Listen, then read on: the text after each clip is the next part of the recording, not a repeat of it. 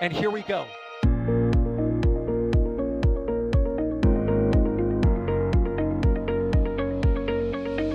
have liftoff. Propulsion continues to be nominal. R68 chamber pressure looks good. Following up. Roger, roger, planet. Water towers fly! Yes! Tango down to nominal. Flight downside FD off. Bring in FD off. Off. It's orange! Orange 25! Oh my god! Oh my god! Decollage. What do you think? Put that in the big bag, Eagle. 343 unfolds to go. Indeed. We rise together, back to the moon and beyond. This methane will be igniting with the flare, correct? Yikes. You read? We don't need any more of these.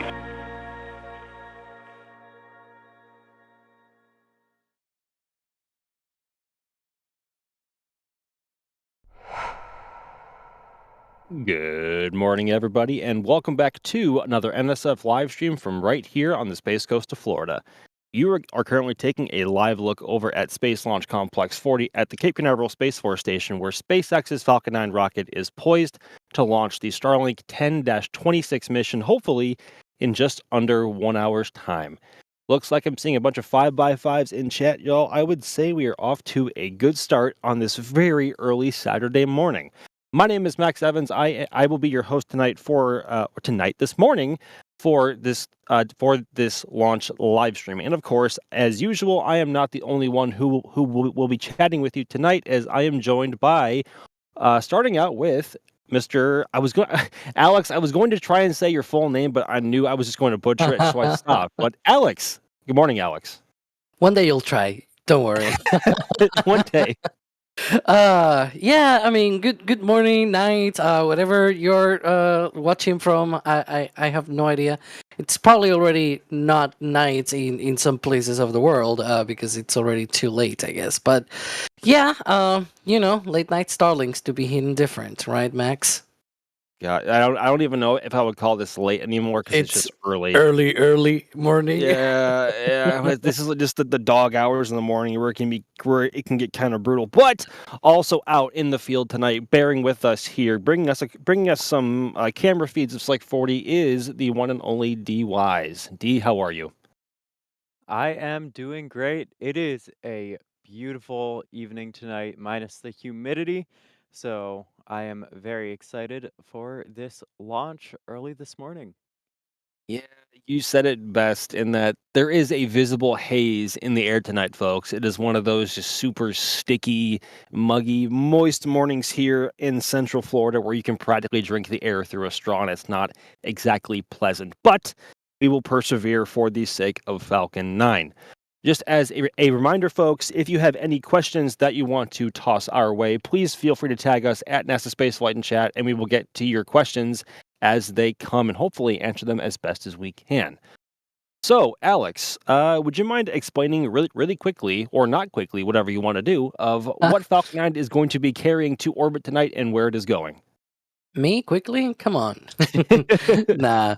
But yeah, so today it's a Starlink launch. It's actually a rare thing lately, right? Like they've launched a lot of customer missions from the at least from the Space Coast lately. So yeah, we're back to Starlink, baby. This is Starlink Group 10-26. Group 10 missions. If you've been here recently in pre-customer mission showdown, I guess. So you might remember that these missions carry Starlink V2 mini satellites into a 53-degree inclination orbit. In this case, this one in particular, we will carry in 28. Usually it's like 27, 28 to this sort of group lately, right? And so this one in particular, those 28 Starlink V2 mini satellites will be heading northeast out of the Cape on that launch on Falcon 9, the first stage. It's 20-second flight. We'll talk about that later. It's going to be landing downrange on a Shortfall of Gravitas. Meanwhile, the second stage continuing into orbit.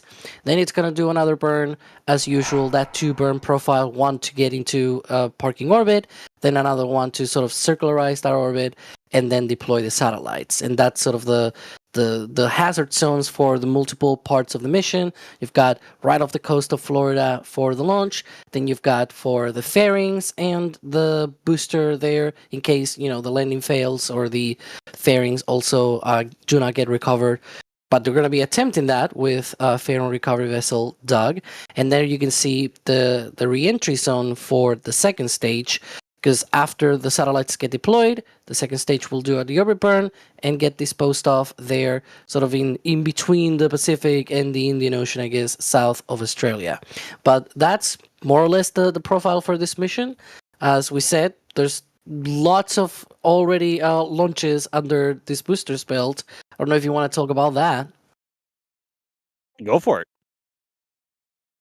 Oh, I was giving it to you, but I can talk about it. Yeah. Go for it, Alex. So, you know how we got a crew launch coming up soon? This booster debuted on a crew launch. It first launched the Crew 6 mission. Some of the other notable customer missions, I guess, are the O3B Empower B, which, by the way, we also had an O3B Empower mission just recently as well.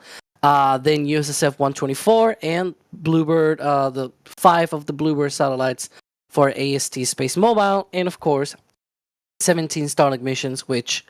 Here comes.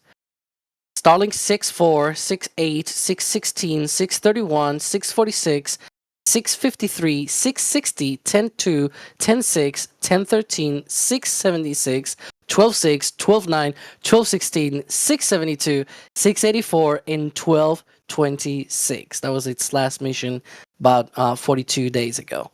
But there you have it. 42 days seems like a long time to turn around a Falcon 9 core at this point, considering that the average time we see is around 28 to 32 days on average. Obviously, some a bit longer for the higher flown veterans, like 1067, which is currently holding at 29 flights. Hopefully, it's 30th in not too long from now. But yeah, really strange to see a 42-day turnaround. But I guess in the grand scheme of things, it really isn't that long, right? Yeah, it does. It is a little bit longer than the rest sort of the fleet, right? There's a few times where some of these boosters, though, they turn around a little bit longer than usual, probably like extra inspections and things like that. Sort of like sometimes planes get stood down for a few weeks and things like that for more in-depth maintenance and whatnot. So yeah, I'm guessing that is probably what happened with this one. Fair enough.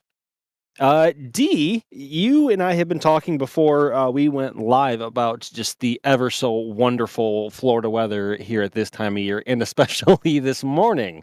Would you mind giving us a quick run over of what the 45th Weather Squadron is forecasting for this morning? Absolutely. So, of course, we're talking about the weather, and during the summer months especially, like the afternoon time is not a great time to launch rockets in Florida. We've got thunderstorms and the like, so that's one of the many reasons that we get a lot of late night missions, and so the odds for a launch tonight are absolutely fantastic. The 45th Weather Squadron, which of course puts out the forecast for these missions, predicts only a 5% probability of violation this evening, with the concern being the cumulus clouds rule. I will say, looking around, it's just stars in the sky. They also do note about the possibility of mist and the like, but that's not really a concern. And all their additional risk criteria, such as upper level wind shear, booster recovery weather, and solar activity, those are all low concerns. So it's nothing to be concerned about. I do want to point out, though, one of the things we have been seeing here, you're noticing the sort of haze and mist in the air, and another part of that will be actually a dust storm in the area. So it's been arriving recently, and so not a concern for the launch, but in terms of visibility conditions, that's a bit more haze and the like, and during the day especially, it was more visible looking up at the sky. I think Julia described it as almost like looking through a polarizing filter, which I think that's a great sort of description of what it looked like this morning. And it certainly did, yeah. And as you can probably tell just from looking behind you over at the countdown clock and toward the VAB and almost everywhere else, there is a visible haze in the atmosphere, and you could, whenever you like swipe your hand through the air, it's almost, you can almost feel the moisture going in between your fingers and around your arm. It's just one of those nights. It's got to be around 85% plus humid tonight, like or beyond. I'm not quite sure. I haven't checked the measurements lately, but yes, it is certainly a very thick morning here on the Space Coast of Florida. And as we It's approach the actually go ahead, D. 93% humidity last I saw. Oh, 93%. Oh boy. I mean, anything under like 80, 85 is, I guess, in apotheses considered dry here in Florida, but oh boy, 93, and there's absolutely no wind tonight either. The air is just stagnant. It feels wonderful, guys. It feels absolutely wonderful. But I also want to reach out to chat really quickly as we approach the T-minus 47-minute marker. It is currently 4 a.m. here on the Space Coast, and we only have about 300 or so viewers in the stream right now. So we love y'all, but if you can find a way to help us find some more people to watch this stream on this, of course, not so ordinary Starlink, we will be ever so appreciative. But in the meantime, as we approach or just now cross the T-minus 47-minute marker, I'm going to hit some questions here. First of which being from Severin Fisher, a name that we see in here very often, asking, why does Starlink always seem to launch at night, at least from the Cape? And this is 100% an Alex question, if there ever was one. Well, as I always say, right, it's mainly due to orbital mechanics, but it also can be, I mentioned the overall mechanics, but you can always sort of schedule because let me rewind. Every one of these Starlink missions, right? When they delay, for example, we always mention, the window is still like 4 hours, but it just moves like 20 or 25 minutes, right? And so what that means is that you can, in theory, engineer, if you are somebody at SpaceX scheduling all of these launches, you can engineer some way of deploying these satellites into a different orbit that you need to spread all of these satellites and whatnot and have good coverage and, all the satellite things that they need to do. And you can, in theory, say, okay, now I'm going to launch to this orbit in particular because at the time that I want to launch, it's going to pass over the spaceport during the night. So you can actually do that sort of stuff as well, where, sure, it might be due to overall mechanics, I always say, but there's also the convenience of, the nighttime. We just saw that weather report. It's like 5% probability of violation. That's like nothing. That's the closest that you are to essentially perfect weather, right? There's like the only thing better than that on one of those forecasts is like it just has the less than symbol on it, right? Less than 5%. That is the only thing that is better than that, right? Which means like the night in Florida in the summer, it's a lot better to launch a lot of these, or like the early morning, I guess, to launch a lot of these missions. And because it's their own mission, they're not subject to any customer desires or anything. They can just plan ahead, engineer these missions in such a way that they can just slip into the night, and they're like, okay, here we go, let's launch it, right?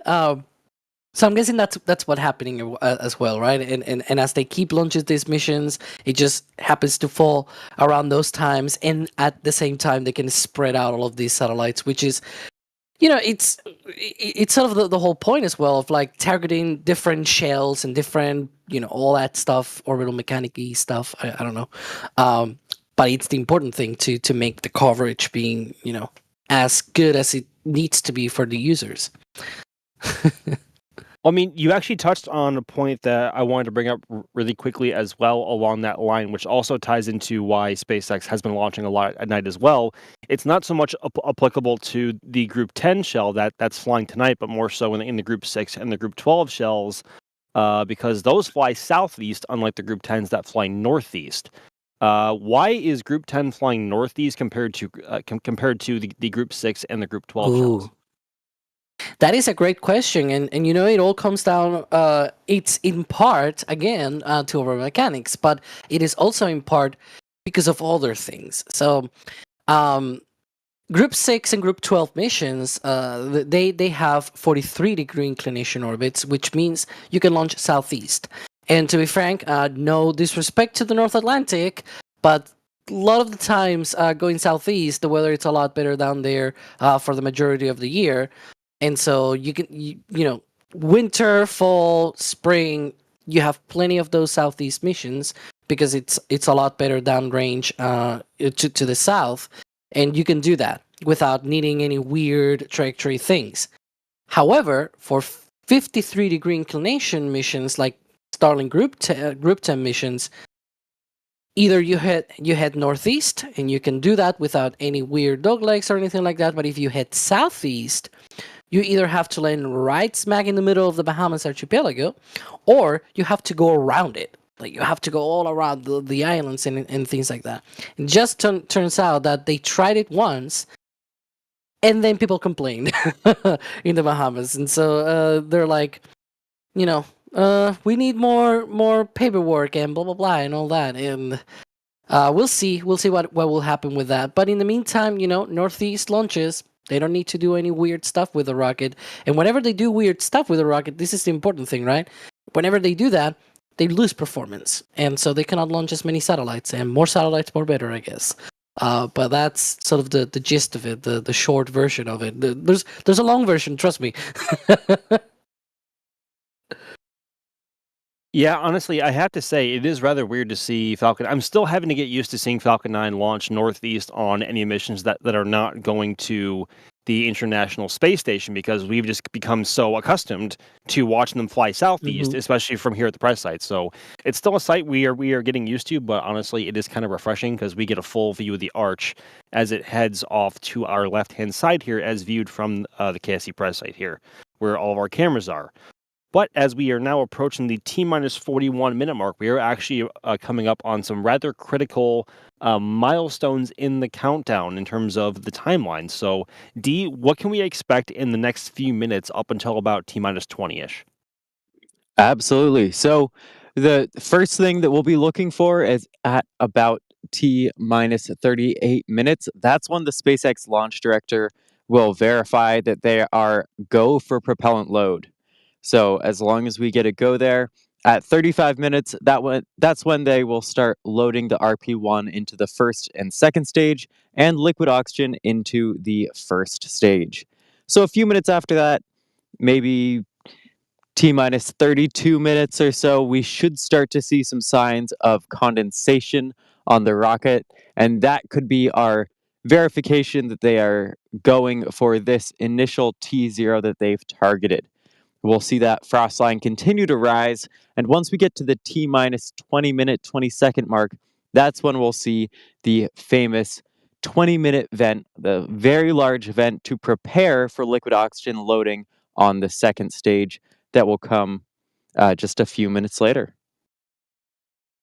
Yeah, and once we see that, that is our confirmation, as you were just saying, that they are in prop load, but also that they are committed. They are now fully committed to that T0 at the opening, because once they begin propellant operations on board Falcon, they do not have the ability to halt the countdown or hold for however long they have left in the window, because Falcon 9 lacks any sort of insulation, and with its super chill propellants, which are constantly warming up, they want to keep as much of it as cold as possible for as short of a duration as possible. So once we see frost, hopefully on the bottom of the LOX tank here in about 7-ish minutes, hopefully, we will know that they are for sure going for the current T0 of 5:01 a.m., which actually 5:01 a.m. seems really early here in Florida, and it is. It really is. But I was kind of personally hoping that the launch would push another 45 minutes or so, and I'll tell you why with this question from Keith, because he is asking, any chance of a jellyfish tonight? With the current T0 at 5:01, we don't believe a direct jellyfish is going to be possible. However, as the sun gets higher and higher, and it looks like the skies are going to remain clear throughout the morning today, we are going to see some artificial noctilucent clouds in the atmosphere, which are just the exhaust particulates hanging around in the upper atmosphere, and they are being lit by the sun's rays before anything else is down here, which leads to an absolutely beautiful display across the sky. But in terms of an actual jellyfish, which actually we haven't seen from Florida in quite a while, which is kind of a bummer, I don't believe so, because nautical twilight doesn't begin until around 5:40 a.m. or so here in Central Florida. So it may not be possible here in Florida, but if you are uprange, I should say, on the East Coast, say northern Georgia, South Carolina, North Carolina, Virginia, and going all the way even up to like New York, you may have an even better view as the sun rises actually a little bit earlier for you guys currently, because we are still in summer. So you guys might see it, but at least for us here in Florida, I don't believe so. But you never know what might happen. But if they do go into prop load, which actually they should be verified at this point, whether or not they are going to continue at this point or not, we'll find out in just a few minutes. You And said I- you I- guys to chat, but like, is there anybody in chat from there? Are they awake? I mean, I can't imagine many people would be awake except for those amazing people who are in chat right now watching us along. But also, there's no really telling immediately who is in the U.S. or not. But if you are watching the stream right now, please tell us in chat where you are watching from. We would love to find out. And sorry, D. I think you were gonna say Oh. something. All good. I was just gonna say we've been surprised by jellyfish effects before, and so Really? it's always worth taking a look. And so we don't have like a bright moon out currently, but it's always worth keeping an eye on. With the clarity tonight, we should have a good view still of the second stage for a good long while. Yeah, and I have full on just eaten my words about whether or not we are going to see a jellyfish or not before, where I've said that we are not going to, and then we 100% got one because Falcon 9 launched into a much more steep trajectory than I guess any of us were thinking. But with these Starlinks, we pretty much know what to expect in terms of where the rocket is going and its angle as it begins to ascend into the atmosphere. So my doubts are still there for tonight. Ooh, great question here from Saad. This is going to you, Alex. When do we expect the next flight of the fleet leader? And I presume this is about booster 1067. Hopefully soon. We saw it roll out just a few days ago. I don't remember exactly when, but it was like a few days ago. And yeah, I mean, we'll see. Right now, the funny thing is with the updated SpaceX website and the new list of launches and whatnot, we have like the booster assignments for like 2 weeks of launches, and it doesn't seem that it's gonna be that one. There are gonna be a lot of old boosters though. There's like B1069 launching on the next mission as well, like on its 27th flight or something like that. There's a lot of boosters out there that have racked up quite an impressive history of launches. But yeah, so we should see that maybe at the beginning of August, given that the next sort of week or so of launches, it's not going to feature that one. I'm guessing that it's probably going to be right after Crew 11, for example. Yeah, that's probably going to be one of those Starlink missions after that. And at this point in the countdown, we are now under T-minus 35 minutes, which means that if the launch director verified that everything was go for prop load, propellants should be beginning to flow into Falcon 9 at this very moment, both for Stage 1 and Stage 2, and hopefully we will have a visual confirmation in about a couple of minutes or so. So everyone be on Frostwatch on the very bottom of the first stage LOX tank there, right where that, I guess, sort of white line is going across the booster there. That is where we should begin to see frost building in hopefully just a couple of minutes. So everyone be on Frostwatch, especially everyone in chat. I'm surprised a lot of people in chat are actually awake and they are from the East Coast. Some of them are even from the Midwest and things like that. Like, wow, okay. Even better. Even better. I mean, it was a Friday night going into a Saturday morning now, so I guess that means some people, I guess, would be awake more, I guess, than they would during the weekdays, if assuming people are either off work or what have you, But we are glad to see everyone hanging out with us tonight. As we know, this is a very early one for everyone who's watching, and especially those for us in the field working it and bringing you guys the best use that we possibly can. Want to acknowledge a $4.99 super chat from Mans on Mars, also asking how excited are you for Neutron? Oh man, I'm so excited for Neutron, dude. Like, especially with all the updates that Rocket Lab has been releasing about its launch complex over up at Wallops. I'm so excited. Right, and this is a rocket that is not even comparable really to Electron, both in size and performance, and also it's being powered by methane, and it's reusable. Or it's going to be reusable at some point. I would presume that not for the first mission, but very excited. What about you, Alex? Yeah, I mean, I actually kind of wish we got to see more than just the launch pad. I feel like they've been trying to secretly, manufacture the rocket, because we saw the fairing, the one that sort of the hungry hippo thing with the clank and everything. Remember the clank when they showed the closure and everything. But it's like we have not seen a lot of the tanks, for example, or the engines.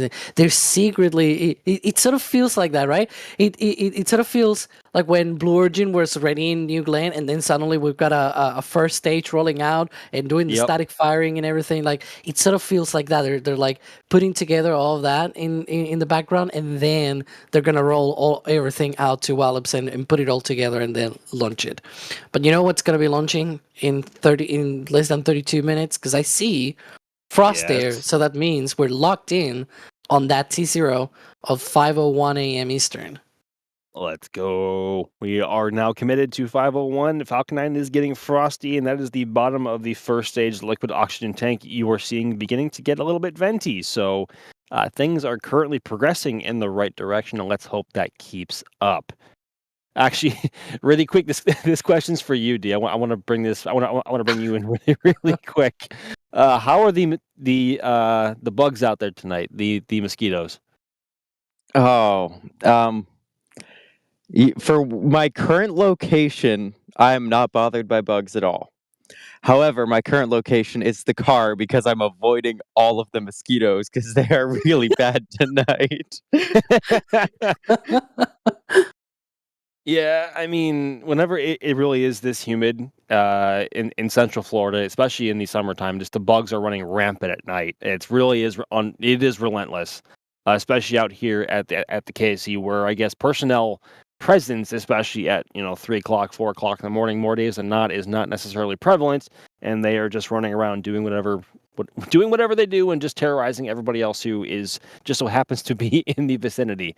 And I will say, I'm in long sleeves for the launches. Like, it is very warm, but I'm in long sleeves in these breathable shirts with a hood up to protect myself from the mosquitoes. And the worst part is the period of tracking the launches, because the mosquitoes just build up on your hands, and there's nothing you can do to swat them away without messing with the shot. So for a couple minutes, for as long as you're tracking, the mosquitoes are just building up. Yeah, especially when you're tracking, you can't necessarily just swap them off, because then obviously you will lose the rocket out of your frame and you might not find it again, at least for a few seconds or so, or just never again, especially if it's cloudy. Yeah, they're not great tonight. I'm currently located on top of the hut, which is about about 1,000 feet from where the cameras are looking over at Slick 40. And thankfully, they have been kind to me up here, but I'm also elevated, and I know you're not. So, but thank you for going out there and dealing with all these bugs and getting us these views tonight, D. We all greatly appreciate it. Of course, and in addition to the typical views and the like, I am planning to do slow-mo replays, so be sure to stay tuned in until the end to catch that. DY standard. That's how it is now. Ooh, you see, we get this question, I guess, somewhat often, but it's always worth diving back into, because the amount of Falcon 9 boosters is a little bit in flux, at least the ones that are in service. Jacob asking, how many different Falcon 9 boosters are currently flying? And I would presume Jacob is meaning between both Vandenberg and also here in Florida. Alex? Yeah, right now the size of the fleet of like the active boosters in general, like, let's count active boosters as boosters that can fly again, right? It's roughly like 20 boosters or so. However, the ones that are in and that's counting both West Coast and East Coast. But the ones from there that are like more regularly reused and things like that are not, say, taken apart for a specific mission or something like that. It's roughly 13, 14 of these boosters. So like there are 5 or 6 of these boosters that are sort of being held apart for some kind of special mission or something. And the others are regularly turnaround and things like that. When you think about it, and there's like 13, 14, 15, 16 of these launches happening each month, then that means sometimes one of these boosters flies twice in a single month. And so they are turned around in under 30 days. So that's why when you said earlier, Max, that this one, 42 days, it's actually a rarity because of that. Because in order to keep up with the cadence, they kind of need to do that with the boosters, right? And we're seeing them introducing new boosters. They recently introduced like 3 or 4 boosters in like the first half of the month of the year, excuse me. And then there's like another one at McGregor just left the test stand. There's another one already tested, which we think might be debuting next month as well. So like they have a lot of these new boosters, and people always wonder and ask us like, why do they introduce new boosters? And that's the whole reason, right? Because sometimes it's like we need more boosters to launch more launches so that we can put more satellites up there. And so yeah, I mean in terms of the size of the fleet right now, it's about 20. Last year, if you had asked me, it was like 15. Ever since then, they have introduced another handful of boosters into that sort of rotation of regular boosters being turned around and whatnot into the fleet. It's really amazing how they shuffle all of this. And let's not even count like the fairing halves. They also have like 12, 14 of the obviously it's an even number, right? Because it's 2. So they have like 12, 14 of these hanging around at Hangar X. It's quite crazy. Yeah, that recent influx that SpaceX has had of new boosters is probably the most amount of new boosters we've seen in a short period of time, I think, in probably a few years, because they've been making heavy use of all boosters on both coasts, flying just multiple missions now, obviously, with the current fleet leader now at 29 flights. And I think the most interesting booster of those is booster B1091, and that was confirmed by the one and only John Edwards from SpaceX, is that is going to be eventually a Falcon Heavy center core, and they're going to be flying it single stick for a few missions while they are waiting on customer readiness for its slated Falcon Heavy flight, which actually I believe is a first, because normally what SpaceX has done before is they have either converted Falcon Heavy side cores into Falcon 9 boosters to fly by themselves, and vice versa. I think there were also a couple of boosters that have gone back and forth a couple of times.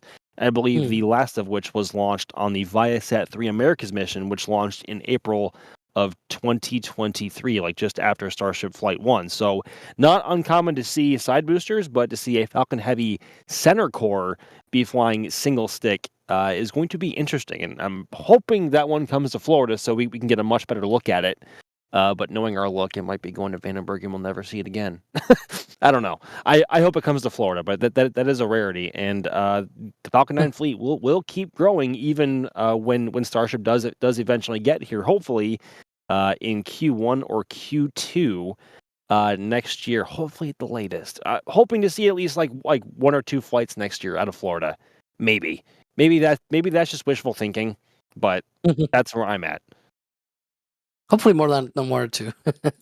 I mean, well, from Florida. I mean, obviously from Starbase, obviously the cadence is hoping. Well, at that point they'll be well into Block 3 hardware territory, both with the booster and the ship, and so hopefully we can see them fly anywhere from maybe 5 to 10 times next year. We'll see. Obviously, Starship coming to Florida is a huge deal, and that is one of the priorities that SpaceX has in mind, especially for making Starship commercially viable and making sure it is certified to fly certain payloads. Obviously, because it can fly on a much wider variety of flight paths compared to Starbase, because it has a very narrow corridor to avoid any populated areas in critical parts of flight. So Florida Starship is coming. We have been saying it for years, and it will be. We are getting pretty close now, and I feel like we haven't really said that in a while, if ever. So I mean, it is obviously and in the early parts of 2025, they were saying that they wanted to fly from Florida at least once this year. I think based on the events that we all have seen, that is probably off the table. But I think Q1 or Q2 next year is reasonable, at least to see a good amount of hardware here, and probably Q2 for a launch, assuming all goes well. So obviously they're still finishing up the launch mount over at Hangar X, and obviously they now have that they're going to be breathing new life into Slick 37. Hopefully within the next 2 or 3 years at the latest, on top of Gigabay and Star Factory 2.0 also being built over at Hangar X. So exciting times. Starship is not going to be staying in Starbase alone forever. It's coming here, folks, and probably a lot sooner than people think. Yeah, I mean they've also been doing a lot of great progress at 39A, right? Yes. Trying to upgrade a lot of because they built the tower in 2022, and then they sort of stopped. They were trying to build an old style OLM, orbital launch mount, and whatnot, and then they tore that down, and then they were like, you know what, let's redo this with a new upgrade design that we're building at Starbase with the second pad, and let's upgrade all of this. And they've been doing quite a job. Like every single time I look at Space Coast Live, and there's like, the camera looking at LC39A and all that, and it's always full of cranes, and the cranes, like there's a launch and they're still going. They just don't care. They just and even from 39A, when there's a launch, obviously they need to evacuate, but it's like maybe T-minus 4 hours, and the cranes are then at that time when they stop and they actually go down. It's like, dude, it's 4 hours to the launch, and they're still, and then like 2 hours or 3 hours after the launch, you start seeing again the cranes moving around. It's like, bro, the launch was like a couple of hours ago. What happening? But yeah, yeah, we are seeing a ton of work over there, and as I can kind of see it now because it is very dark and is very very difficult to see. But there is a plethora of cranes currently at the base of the Starship Tower over at LC 39A, and there is certainly a ton of work to do there before they even get the launch mount rolled over there from Hangar X, and it is making great progress, as we have seen from our latest Space Coast updates. So fingers crossed that happens sooner rather than later. Obviously, I think a lot of us want to see it sooner, but it is coming here soon, folks. It'll be here before we know it. And what's about to be here? I was trying to stall for just a long enough amount of time to get there, and we should see it in just a few seconds. There it is. There she blows. Alex, what are we seeing being vented out from Falcon 9 right now? That is the best vent, right? That's the liquid oxygen chill down. In about 4 minutes or so, they're gonna be starting the liquid oxygen load on the second stage. So in preparation for that, they're chilling down that line to the second stage and getting ready for that. And so they're throwing a little bit of that liquid oxygen. So the gas that you see there, it's just the gaseous oxygen being released and things like that. The condensation, as you said, the very sticky air, right? All of that water is just condensing. I don't know what's the word. Into like a cloud. It's too late, too early, whatever you want to call it. but yeah, words cannot come out of my brain, unfortunately. But yeah, that's pretty much what's going on right now, and yeah, we call it the best vent because it's. I mean, look how amazing it looks like, right? It's like it's just this cape, I guess, cape at the cape that the Stromberg has. Yeah, that's kind of a joke that we've made before, that the actual vapor coming out of the TE is a great indicator of what the weather is doing here in Florida, and because there is, I guess, a gentle breeze over at Slick 40 combined with like nearly 95% humidity here tonight, it looks like Falcon 9 is wearing a cape at the Cape. But for those of us for those of you who are just joining us here this morning, welcome. We are streaming currently the Starlink 10-26 mission from Slick 40 at the Cape Canaveral Space Force Station, where Falcon 9 should be hopefully lifting off in just over 18 minutes time. It is getting here quick. It seems like the last 30-ish minutes of the count always go by in a snap. It always happens. Like you blink and you're already at engine ignition. Always. All right, we're going to knock out some support here really quickly while I can. Mercury and Metals becoming a red team member. Thank you very much. That is always appreciated. And the Law coming in with a 199 super chat asking actually a very good question. How will Neutron compare to Falcon 9? Alex? That's a great question. So, in terms of capability of performance and whatnot, it's got a little bit less capability in terms of mass to orbit and things like that. It's, Falcon 9's closer to like 15, 17 metric tons to low Earth orbit, whereas Neutron is a little bit lower to essentially 13 metric tons to low Earth orbit. And that's with like downrange landing and things like that. If you do RTLS, return to launch site, then Falcon 9 is closer to like 11, 12 metric tons to low Earth orbit, and then Neutron is like 8 metric tons. So yeah, it's just a tiny bit, but you also get to reuse the booster, you get to reuse the fairings as well. So it's supposed to also be like in the same or even lower price tag as Falcon 9, and you can still launch quite a lot with that payload performance, right? And so that means you can, for example, support mega constellation deployments, or you can support some GTO satellite, for example. I think it's somewhere around 4 to 5 metric tons to geostationary transfer orbit, for example. So you can do that sort of stuff. You can launch things to Mars as well, because it's got a couple of metric tons to the moon, to Mars. So you still have, obviously not a big chunky satellite, right? But something small-ish, like a small lander to the moon, a small probe, like Escapade, for example, right? To Mars.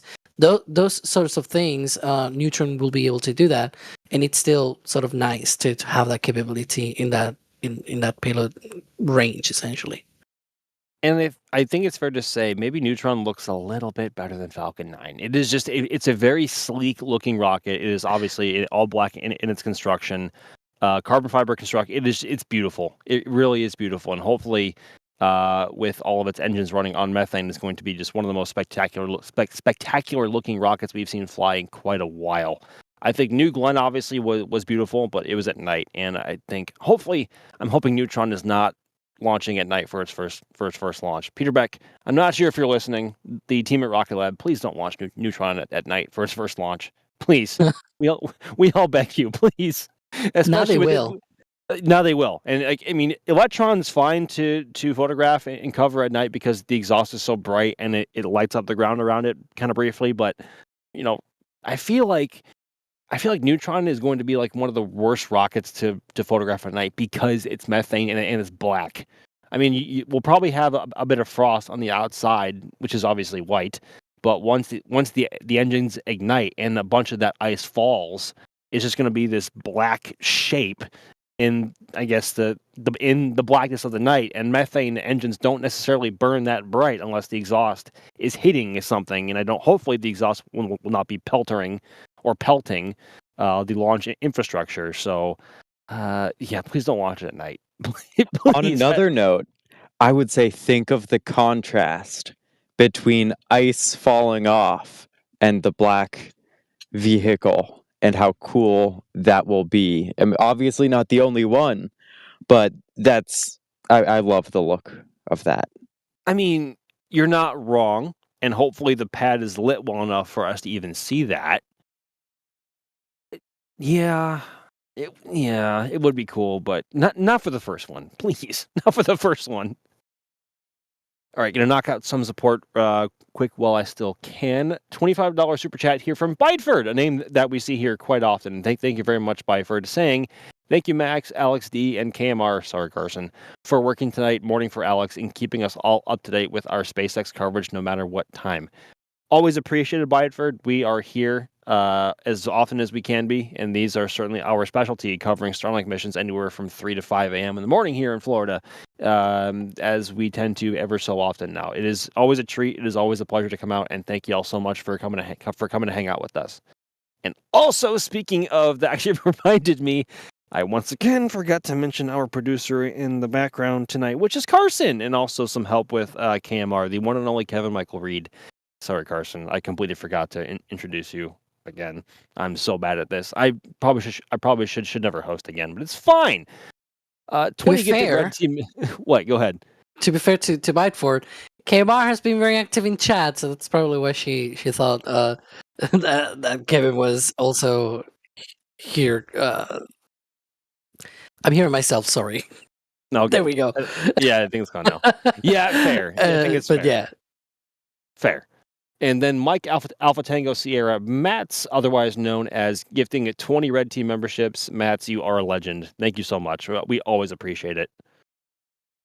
Oh boy. Already coming down. We are just now below T-minus 13 minutes in the countdown. I think we have some time for a couple of more questions while we have a moment. Severin Fisher coming back in with another banger of a question, actually, and one that is actually pretty relevant to this booster, considering it has flown 21 times to this point, with tonight hopefully being its 22nd. Why don't they clean the soot off of the boosters to save weight? Alex? well, I'm mostly sure that it's got to do with the fact that cleaning and everything takes a lot of time, and so they probably just don't want to spend or waste that time on that. And there's probably not that much of added weight in terms of the suit. It's also on the booster. Like if it were on the second stage, you probably will be a lot more concerned, because every single bit, like pound, kilogram, whatever unit of mass that you use, the gram, I don't know, any weird unit or whatever, like every single unit of whatever mass, whatever you use for that, it's one of that in terms of payload that you cannot carry, right? And so the suit, if it accumulates on the second stage, and then that will be a lot worse. But on the first stage, the ratio is more like 1 to 10. So like if you add 10 kilograms of suit or 10 pounds of suit or whatever, you maybe get like one of pounds of kilograms or whatever off of your performance of your payload. So like to have a noticeable impact, you will probably need like a ton, literally a metric ton of suit on the booster. And I don't think there's that much suit, because a ton weighs a lot, right? Really, and there's a lot of surface area on the booster, but still a thin layer of suit. I don't think it's gonna weigh that much. So yeah, that's probably why. Yeah, but that being said, we do still see them wipe off a bit of soot, especially for the higher flown boosters above 15, 20, 25 flights, and hopefully coming up on 30 now for one in particular, right along the weld lines, right along the tank structure of the first stage, to inspect the welds and make sure everything is still good to go for that booster's near future. But that is really all they do. There's no, I think they used to, for the first couple of Falcon 9 reuses, they cleaned off all the stuff, but as Alex was saying, it's not really worth the effort to clean off all of that as much as it is. It's just not that big of a performance hit, and Falcon 9 can carry on dirty, I guess one could say.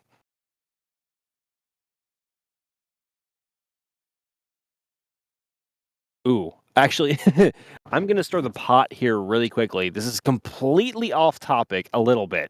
Oh, well, I mean, for this stream it is, but just for spaceflight in general, it's not. I mean, it's not that relevant, but I want to hit it quick anyway. What do you guys think are the chances of Artemis 2 launches before June of 2026? And for this one, we can go around the horn really quickly. Alex? If they don't have any issues, I think there's a good chance that we see it maybe by the beginning of the year. They're trying to get that thing rolled out, like in just a few months from now, before the end of the year, and like really trying to get that launch happening in the first quarter. And so we'll see. I'm hopeful. So far, it seems like they're not having any issues, other than the previous ones that they already had with the heat shielding, blah blah blah, all that stuff.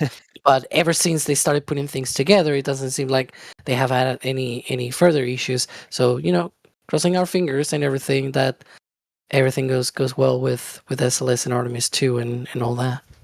It's going to be here before we know it. Andy, how you feel Yeah. about it? I feel pretty good about it. You know, I don't know how much I really have to say beyond we've waited a while, but I have a good feeling.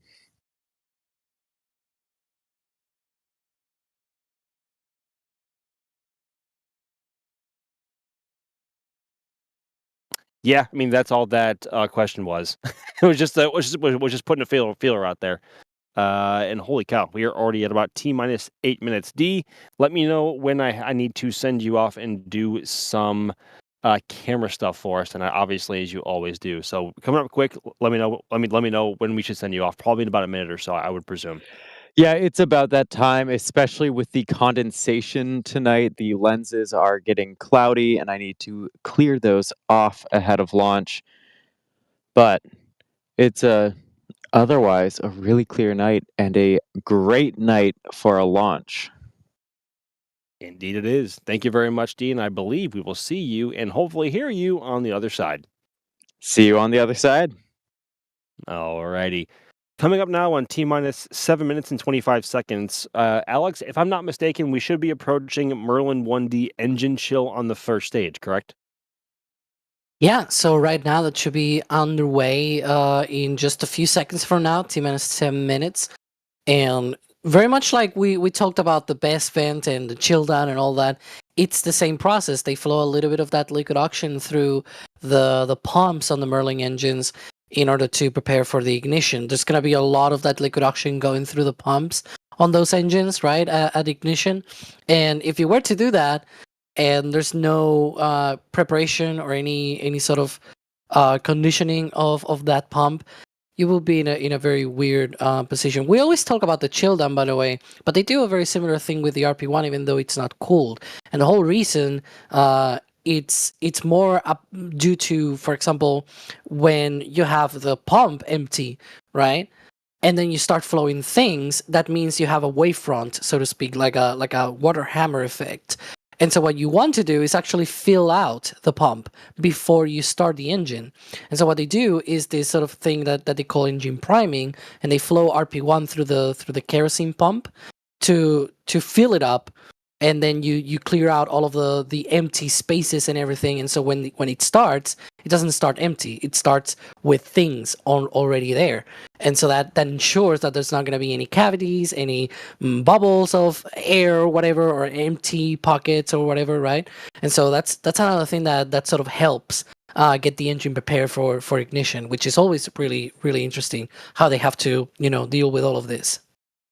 Yeah, it's really important to make sure that everything is chilled down to their proper temperatures, similar to what we see with the T minus 20-minute and 20-second vent, albeit that the systems are now on board the rocket and not the actual transporter erector plumbing for prop load. So it is a rather important thing because the last thing you want to do is flow super cold and cryogenic propellants and fluids through a material or substance that is not at or near the same temperature, because that can cause cracking and just a bad day for it. It can do some serious damage to all of your hardware there. I put it to you like that. It'd be a bad day for a ton of people. So you don't want to do that. But yeah. And oh boy, Falcon is looking awfully frosty tonight. That is a telltale sign that you can tell that it is a very humid night here in Florida. I mean, Falcon 9 is wearing a full-on coat of frost and vapor tonight as it is flowing just off to the left of the vehicle from this perspective. Yeah, it is a sticky one out here tonight, folks. And actually, that should also make that should make for really, really great conditions for the sound to travel to us from all 9 Merlin 1D engines, as thicker, more humid air carries sound a lot better than air lacking any sort of moisture or humidity in it. So while it may not look the best or look different tonight, I believe the sound should be a lot punchier than it normally is, as we sometimes say. So coming up hopefully in just over 4 minutes from now. Yeah, we're getting close here, folks. And thankfully, they're not going any later than 5:01 a.m. because it is a very, very early Saturday morning here for us all. And thank you very much, everyone, again for everyone who is hanging out with us. We know it's early, especially for those here in the U.S. We could not thank y'all enough for coming out to hang out with us tonight. Coming up on 3.5 minutes to go until T0. And really quickly, I want to hit this question from Severin Fisher once again. How many engines are used for a boost back burn on RTLS missions, and will we see that on Crew 11? Now, this isn't exactly applicable to Starlink missions here like tonight's, but as this question implies, we should see this on Crew 11, right, Alex? Yeah, the boost back burn, it's actually done in the similar way as the reentry burn.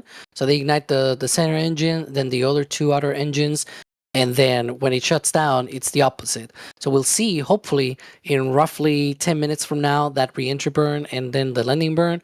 And so the boost back burn is just pretty much like the reentry burn, but just, instead of being through the atmosphere, just reversing back. And oh, there we go. Nice. So stage 1 is fully loaded now with propellants. But that's one of the things that essentially happens on a boost back burn. It's just like a re-entry burn, but up in space. In terms of the engines, of course. Good. Now we're just now passing T-minus 2.5 minutes until launch. Seeing some people pop up in chat asking if there's going to be a jellyfish night here for this morning's launch. As we talked about earlier, the T0, at least for us here in Florida, is going to be a little bit too early for a full-on jellyfish effect in the atmosphere. There is a chance that we see some brilliant noctilucent clouds up in the upper atmosphere as Falcon 9's exhaust particulates linger and catch the sun's rays. But if you are living northeast of Florida, like South Carolina, North Carolina, Virginia, even going all the way up to maybe Pennsylvania and New York, you may get very good. You may get a bit of a jelly from Falcon 9's upper stage. So keep your eyes peeled to your eastern skies. You may see you guys might see one tonight, and us here on the ground in Florida probably will not. Although I have eaten my words on a jellyfish prediction before, so.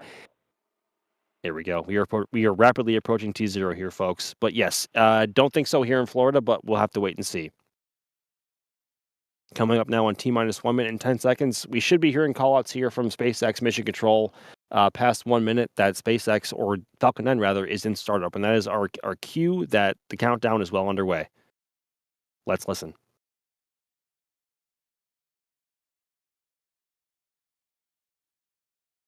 Falcon 9 is in startup. Yeah, buddy. There we go.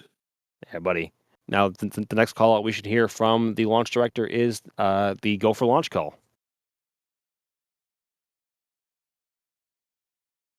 Launch director is go for launch. Yes, sir. Alrighty. T-minus 33 seconds and counting. Just as a reminder, folks, once we see Falcon 9 clear the tower, we are going to be going quiet on comms to let the noise and fury of all 9 Merlin 1D engines take over your eardrums and enjoy the sound as it comes to our microphones. So coming up now in just about 15 seconds. This is going to be a pretty one. 10 seconds. 5, 4, 3, 2, 1. Little bit of a delay. We have ignition and we have liftoff. Go Falcon, go Starlink.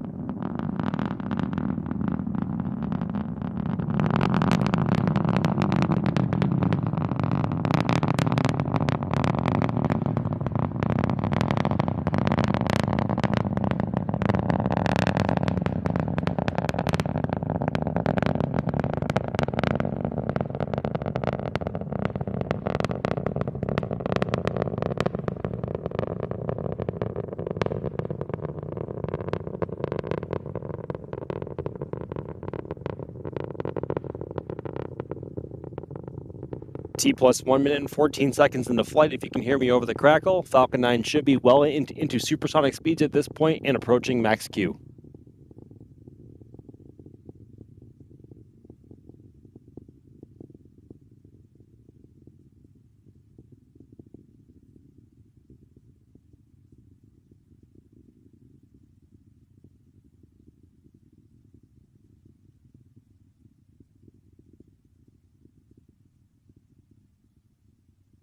1 minute and 45 seconds into flight, and Falcon 9 is now into the upper phases of the atmosphere. And as you will see, as Falcon 9 continues to ascend, you will see the exhaust from all 9 Merlin engines begin to expand as the ambient pressure around the vehicle decreases, thus allowing the exhaust to grow in size and change in color here in just a few seconds.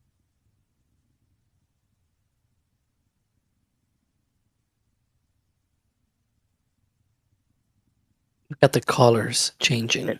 It's always so pretty. From like From orange to red orange. to blue. Yeah. And it's always our clue that we are closing in on Mako. And there There we we go. have it. Shut down on the first stage.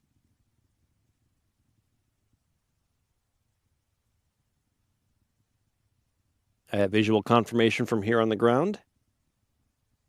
Yep, and back ignition, and now, SpaceX stream just a few seconds behind ours, but that's okay. yep. There we go. Confirmation from the SpaceX stream. We have second engine startup from the MVAC engine on Falcon 9's upper stage. Look at the lights on oh my gosh. Wow. Yeah. Those look to be the lights, the city and residential lights here on the coast of Florida, and I guess inland of Florida there as well. Falcon Bearing 9's first sep. stage grid fins. Yep, bearing separation. Ooh, look at the limb of the atmosphere on the second stage camera. That was amazing. Yeah. Heading into sunlight. Mm-hmm. We should be seeing the horizon come up on some of the camera angles on Falcon 9's upper stage, but in the meantime, you can also see some city lights in the background of Falcon 9's first stage camera, which had its grid fins being lit up from the exhaust of the MVAC engine on the upper stage just a few seconds ago. MVAC nozzle glowing like crazy, as it always does for these night launches, and it really puts into perspective just how bright the exhaust can be on Falcon 9, especially on the upper stage nozzle. Seeing a little bit of RCS work there on the left-hand side of your screen. That is nominal. That is just Falcon 9 controlling its orientation as it begins to flip around and position itself in for the re-entry burn, which should be coming up in just a few minutes from now. Was that lightning or the RCS thruster? I think Okay, that's it's the just the RCS. RCS thruster. Yeah. Okay, because other times, it's flown over storms and things like that, and so you see Yeah. the lightning and whatnot. But yeah, this time it's the pulses from the RCS thrusters. There was a mission pretty recently where Falcon 9's up, or the first stage was flying right over some storms, kind of off the coast of Florida, and there was lightning going off like crazy in the background. It was stunning. RCS continuing to do its thing. Falcon 9's upper stage now hauling the mail already at about 11,000 kilometers an hour in velocity, now at about 144 kilometers in altitude. Is it me, or is that left grid fin on the booster being illuminated by the limb of the Earth? It's being lit by something. By something, right? But I don't know what that is, because normally we don't see that for night launches. Is there a light on Falcon 9's on the interstage somewhere looking down? On the exterior, I don't think so. And it's sort of changing as the booster swings the other way. It was looking, the back was looking at Florida, so now it's sort of turning the other way as it goes and getting ready for the entry burn. And usually for the re-entry burn, yeah, I think it is that. Look at that. Oh my goodness gracious. Yeah, you're right, Alex. Look at This is that. daylight Wow. beginning to creep up on the right hand. Oh my gosh. Ooh, that's cool. Look at that. Entry burn should be coming up here in just a few. Oh my goodness gracious. That is so pretty. All right. Falcon 9 should be preparing to light up 3 of its engines for its entry burn in just a few seconds from now. It'll light in with 1 engine and then 3. Ooh. And this is a view from the D. ground. There it is. Burn startup. You can actually see it from over here at the press site, just out over the horizon, despite being many, many, many kilometers out over the ocean. They first light with the center engine, and then 2 of the outers. Oh my gosh, the upper stage is now in sunlight. I can see it here from the You can press see site. it? I can see Wow. it. Yeah, look at Look that. at There that. it is. Jellyfish. I eaten my words again. Vehicles Again. continue on a nominal trajectory. Oh my goodness! Look at that! Wow. So, folks, what you are Wow. seeing now is the famed jellyfish effect, albeit kind of late into flight. But Falcon 9's upper stage now, despite it being complete darkness here in Florida, is now flying it directly into sunlight and is in sunlight right now. And that is what you are seeing contrasting against the very dark sky. Oh my goodness gracious. You can Oh see my. even the change in color as the second stage goes down and down further in the horizon.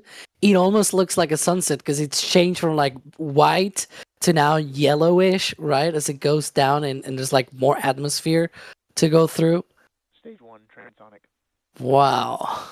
I can only imagine what SpaceX's onboard cameras look like right now. Not to take away, here we go. Look at that. You see, the MVAC nozzle is completely in sunlight, and that is Yeah. what you are seeing. Oh my gosh.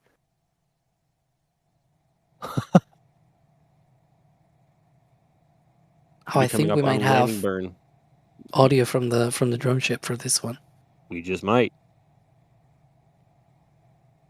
because it's a Shortfall of Stage one, Gravitas. So external guidance. There we go. Landing burn startup. A singular engine for these drone ship landings. Grid fins doing their thing in the lower atmosphere, trying to help stabilize the vehicle and keep it upright. And I the think that's audio. it. Stage 1, landing leg deploy.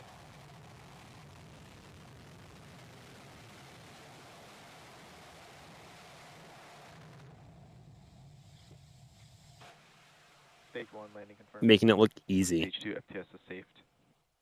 Booster 1078 making its 22nd flight and now landing, now being dubbed B1078-23. Falcon 9's upper stage continuing into flight for just a few more seconds, waiting on. Oh, there it is. Oop. There we go. Falcon 9's upper stage engine now cut off into flight for before its second burn in a few minutes time, but unfortunately SpaceX will not be live to show that. But that is typical for these Starlink missions. Holy cow, Julia just posted a photo in the back channel of the jellyfish, I believe from her cell phone, and it is glorious. I hope Carson can Wow. pull that up. Yeah, again, eating my freaking words, man. I was 100% like guaranteed no jelly here in Florida. Absolutely not. Like, we're not going to see it. Maybe if you're north from here, maybe, but definitely not here in Florida. But we saw it. We saw it, of course. It's kind of late into flight, but that's also kind of why I was hoping it would delay till about 5:45 or so, because then we would see it much earlier in flight, probably well into the first stage burn as well, in addition to the latter half of the upper stage burn. So, yeah, I eaten my words once again. D is working slow-mo in the background, and we will have that to play out the stream here in just a few minutes. But in the meantime, I want to hit a super chat from ODST Moody with a $5 super chat saying, "Humid brother, the humidity forecast for this weekend was literally called soupy for the whole Southeast. Please help me. I only have forks for soup. I'm so sorry. I guess get a straw. That might help. You just drink the air straight. Honestly, at that point, it is. Yeah, it does kind of feel like that out here, but that made for a rather wonderful launch experience as always. Helping to carry the sound energy from all 9 Merlin 1D engines as far as we are to the press site and beyond. The VAB was squealing like crazy. I'm not sure if the microphone over by D was picking that up, but it was squealing like crazy, as they always do for these slick 40 northeast trajectories, and southeast too, of course. I do Holy wonder cow. how many people have seen that. There it is. That we're just That is showing right Julia's now. photo. Yep. Because Oh my I'm seeing a goodness lot of gracious. people saying they saw it in Central North Carolina, Jacksonville. Like, there's a lot of people that have been able to see this. Like, that's Fantastic. amazing. If any one of you was out this morning and got any pictures or videos of the launch, please post it on social media, and please feel free to tag us, me and Alex D, and of course the official NSF account. We would love to see any footage that you guys have of this. This was absolutely beautiful, and honestly a pleasant surprise. I'm not gonna lie. It was a rather Yeah. pleasant surprise to see that. Wonderful. Goodness gracious me, oh my. Well, as you are seeing right now, that is an empty launch pad. As DOS's favorite view, the transporter erector will be making its way back up vertically here in just a few minutes' time, but probably in the next 10 minutes or so, it'll go vertical. SpaceX has got that down to a science now, pretty much, where the TE is able to go vertical not long after launch at all, to catch the frame structure and then roll back down to receive another rocket and go again in usually on average 2 to 4 days' time. Because Space Launch Complex 40 is, of course, the busiest launch complex in the world. So look out for that on this camera. Uh-oh, Carson's saying ooh in the back channel. What's he cooking? Oh. Next space flight. Next flight. Oh boy. Alex, do you want to take this one? Yeah, I mean, if we're gonna do it now, I was hoping for this before the launch, but Yeah. since there's a lot of people, you get rewards, I guess, for coming here late or early, whatever. I don't know. Do we have that, Carson? There we go. Yes. So, you know how we have this little thing called nextspaceflight.com? If you instead type on your browser new.nextspaceflight.com, you get our new website for Next Space Flight. It's been revamped, it's redesigned, and it's in beta right now. Just be warned, there's probably going to be a few hiccups here and there, but you can now go to, again, new.nextspaceflight.com and get that new design of the website. A lot closer to how the app functions. For example, you've got filters, you've got multiple different ways of setting up your own browser experience for the Next Space Flight website and things like that. So you have a lot of options there, which were not there in a previous website. More information up front as well, which I think it's really neat to have, because on an app, for example, on the phone, you probably don't want to occupy much of the screen space, right?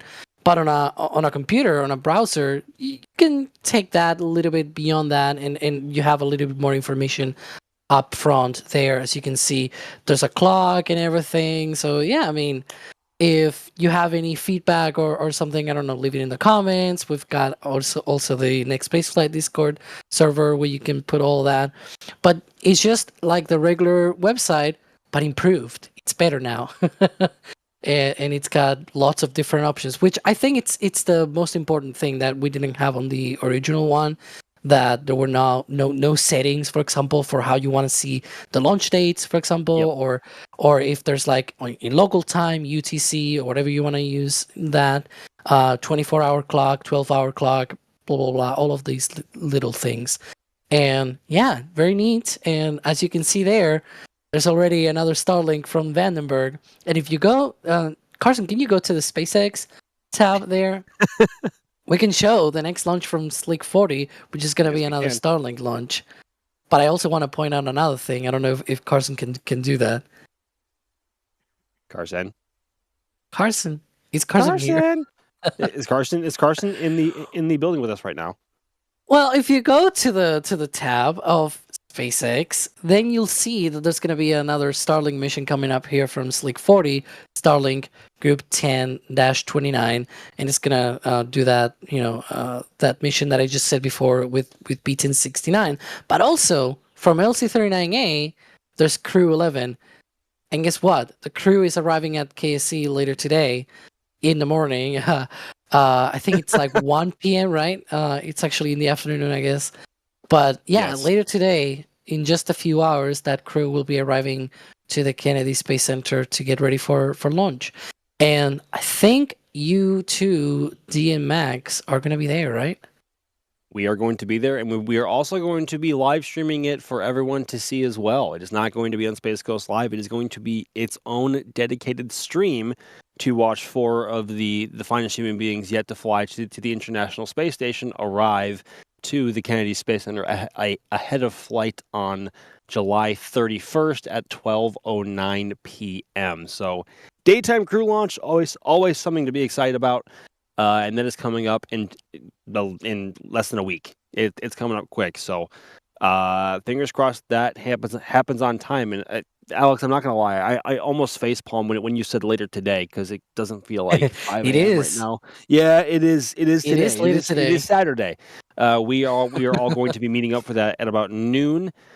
Here in Florida, and the crew should be arriving shortly after 1 p.m. So always a treat. It is always a wonderful experience welcoming the next crew of either 2, 3, or 4 astronauts to Florida ahead of their next flight. So, and I believe there we this is go. also the first time. Here we go. I believe this is the first time we are also going to be bringing it live, dedicated to everyone to watch. So this is going to be a really exciting one. Yeah, check out our. Sometimes YouTube messes up with notifications and whatnot. So just check back and around 1 p.m. Eastern, that's when the crew arrives. We'll go live a little bit earlier than that, though, right? But yeah, we'll be trying to get that footage live here on NSF, and socials and everything can help you as well with getting up to date on when we are going live and things like that. I know Elixir will like me to push the socials and whatnot. Yes. I believe my phone is going nuts with from X. It looks like some people are already tagging us in photos online. So that is a wonderful thing to see. Asking if we can show it on stream. Please, guys, if you have any pictures or videos from this morning's launch and you want to post it on X, please feel free to tag us. We would love to see it. That was an absolute stunner, especially with that unexpected jellyfish that I was not expecting at all. And not eating my words once again. Ooh, there's a link in the back channel. Let's show it. Carson? Please? I know you don't work at Lightspeed. I know you don't, but please? It's always fun to be like this, right? I actually haven't watched it myself. I'm actually curious to see how this looks. Carson? Please? I know Carson has been having his hands full all morning with stuff going on. So I know he's a busy guy. Give him a few. Oh, actually, here we go. This is it. Here we go. Whoa! Ooh, Whoa! it looks like a comet. Look at that. Holy cow! And this is just from Joey's backyard in North Carolina. Yeah. Dude, look Wow. at that. Classic jellyfish. Magnificent. That never gets old, man. I know we say it a lot, and it sounds kind of cliche to say nowadays, but this really does not get old. Look at And that, man. One important thing, like, this is not zoomed in. Like, this is Yes. literally what it looks like. It's not zoomed in. It just takes up the whole sky. It really, yes. It's that huge. And mind you, this is only from the upper stage engine. This is just a singular Merlin vacuum engine at work. Imagine this happening with 9 engines on the first stage. I'll get a better one than that. Imagine a Falcon Heavy with the side boosters and everything. Well, we kind of center saw core. that. We kind of saw that with the USSF 67 mission in January of 23. Yeah, but it was going east. Northeast. That's a good one. Yeah, Max, I want to go to North Carolina for a sunrise jellyfish launch now. If you can plan that and you can make that work, by all means, Godspeed, D, go for it. Go for it. Oh my goodness gracious. Oh my gosh. D, is your slow-mo ready yet? I'm curious. It has been sending. It should arrive momentarily, but I know that we have more videos coming in from viewers that we'll be taking a look at here shortly, which I love to see because it's a different perspective. It's an event we don't get with every quote unquote ordinary Starlink. So Yes. Slow-mo has sent, but I want to take a look at some of these shots. I believe the next one here is from Here we Alec. go. It was very sudden. It happened very suddenly. Ooh, look at that. Yeah, it's very faint, and then suddenly it just goes into sunlight. I mean, you were flying against the sun, so I mean, I guess that's why that transition just passes so quickly, obviously, but look at that. That is so pretty. Just imagine looking up in the sky in the morning and having no idea what that is? I What would, bet a what would lot you of people think? don't have any idea. To be What would you fair. think? What would you think? UFOs, aliens, the classic stuff? I cannot speak with good conscience because it's like I know too much that I will probably like even when I was a kid I remember there was a time where I saw the ISS and I didn't know it, but there was like this big light in the sky that I saw crossing the sky, and I was like, that's probably a satellite. Because I already knew like there's satellites and we can see them and we can see the lights and things like that, and indeed it was the ISS. I just wasn't aware of ISS brightness and things like that at the time. I was like 9 or 10 or something like that. But I sort of knew that, and so I cannot really talk in your conscience there because I am really not unaware of any of this. So I don't know. If I was truly unaware, I would not. I would not be able to say. I do know that there's been times where there's even been car accidents because people Yes. have seen some of these jellyfish and they were like, "What is that?" And they had Yep. no idea what they were looking at, and they thought, "Oh my gosh, aliens!" And they stopped their cars or they slowed down in a highway or something like that, and that's not good. But yet, there was a flight out of Vandenberg probably 5, 6, 7 years ago or so. I was one of the first ones to have this effect flying over LA, and people had no idea what to think. They were losing their absolute minds, and understandably so, because it looked pretty gnarly in the sky after sunset. But now you know it's just Falcon 9 putting on a show for everyone on the ground, and it sounds like we have one more clip to show in the back channel as well. From Virginia, it looks like. Wow, Yeah, look at that, man. is that a clip Goodness or a gracious. picture? I think it's just a picture. Yeah, Classic nice. jellyfish. And this is from It's Nick1 on X. This is wonderful. Thank you so much, Nick. This is a beautiful photo, and thank you so much for sharing. It does look like a comet. It really does, but it moves much faster than the comet in Oh the yeah, sky. I remember, like a lot faster. it just went over the horizon. Like honestly, from Florida here,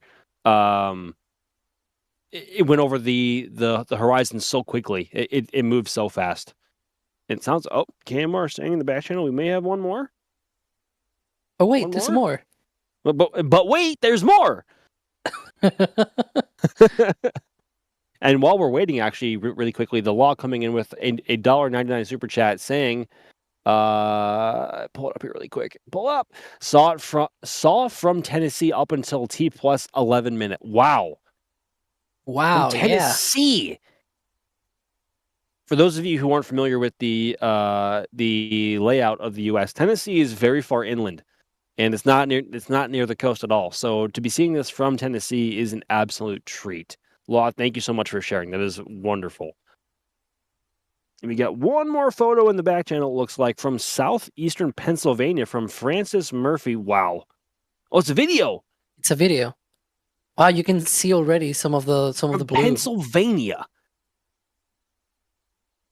Wow. Goodness Look at that. gracious. Even with a little bit of clouds and you can still see it. Like, this is what I always say. Like, even if you think maybe obviously if it's too cloudy and things like that, obviously that's a concern. Yes. But even with a little bit of clouds there, you can still see the second stage, right? There's a few openings there in the clouds. There's some spaces for you to be able to see. So this is why I always say, like, just go out there, and if you are able to, I mean, even from Tennessee, right? We had that comment before. You know, one will think, wow, that's too far inland and things like that, and they still were able to see that. That also shows you just how brightly it also contrasts against the sky as well. Like, it isn't this faint object that you have to look out like really carefully for. Like, it's really bright. Like, if it's timed properly, it is very, very bright. Oh, looks like we also have one more in the back channel. Bring him on. May as well. Bring him on. From Ryan, 98 Central, a name that we also see in chat very often. Also seeing this. Look at that. Wow. Just over the tree line there. Absolutely magnificent. Wow. It was a good one, folks.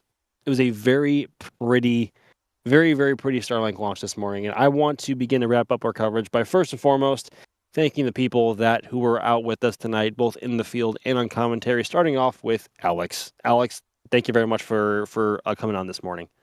A pleasure as always. I always have it very easy because I'm at home, but you two are out there in the field. Even worse, I guess, for D, because I've heard there are bugs out there. There are quite a few bugs, and also it is very, very wet out there, and D's feet are quite wet in the shoes. So, D, thank you very much for rolling out and having the camera set up and being ready to bring us the best views possible of this morning's mission. Absolutely. This was a great launch. I'm still looking over at what is left of the luminescence from the exhaust of that second stage. That ended up being an absolutely beautiful launch, and it was great to share this launch experience with all of you. Indeed it was. And also in the back channel, pushing the buttons, pulling the levers, and also helping out pull a lot of these pictures and footage from X and also social media was Kevin Michael Reed, and also Carson, because I forgot to mention his name in the beginning of the show. I'm sorry, Carson. One day I'm going to get it right. I'm so sorry. But my name is Max Evans. I am a space flight photographer here at NSF, and I have been your host for this evening's stream. And I believe we are going to be playing you guys out with some fantastic slow-mo launch footage from DY. So until next time, we'll see you guys later.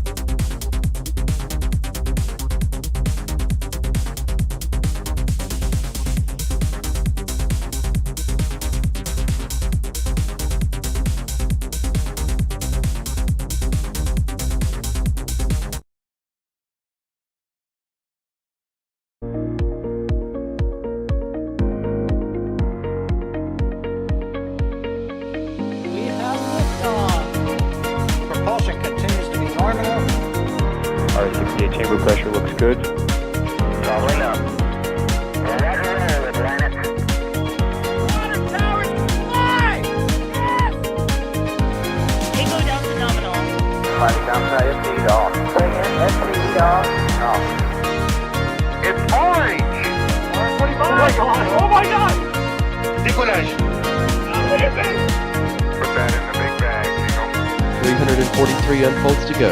Indeed. We rise together, back to the moon and beyond.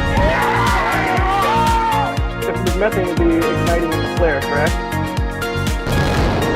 Yikes. You bet. We don't need any more of these.